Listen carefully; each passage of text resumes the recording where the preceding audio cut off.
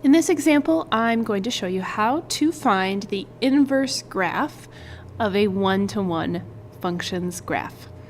So as you can see, I have a function here plotted in our coordinate system. This is f of x. And you can confirm that it is indeed a function because it passes the vertical line test.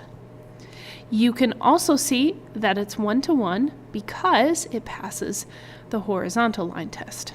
So we've just confirmed this is one-to-one, which means we can find a well-defined inverse function for this function.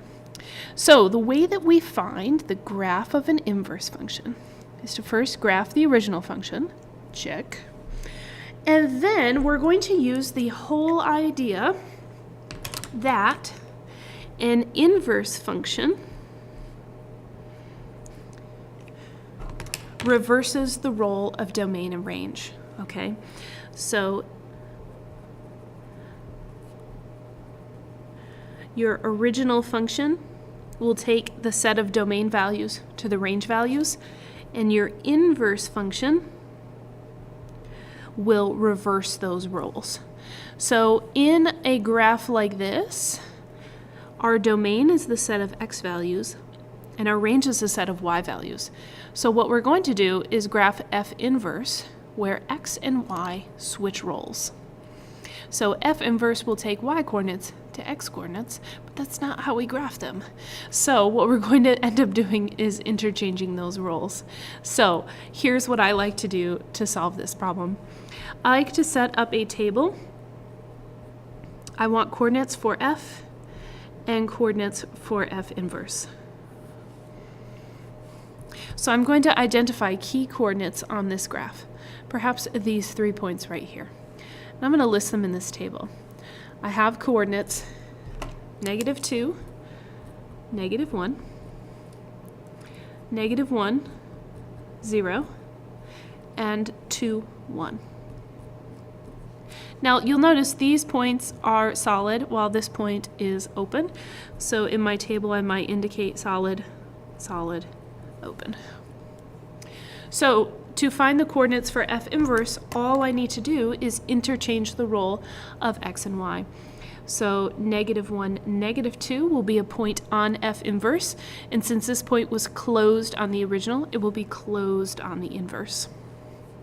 And I just swap x and y coordinates.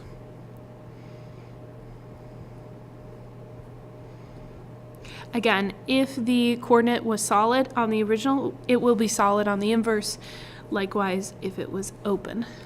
So then all I have to do is graph these coordinates, or plot these coordinates, and connect the dots to get the graph of the inverse. So -1, -2, 0, -1,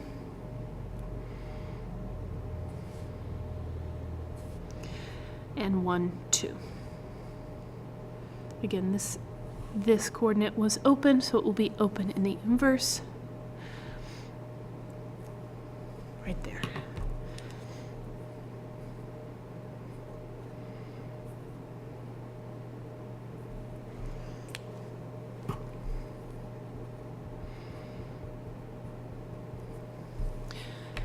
What's nice is after you've plotted your coordinates and connected the dots, you can easily confirm whether your answer is correct or not by checking to see if it really looks like the reflection over the line y equals x.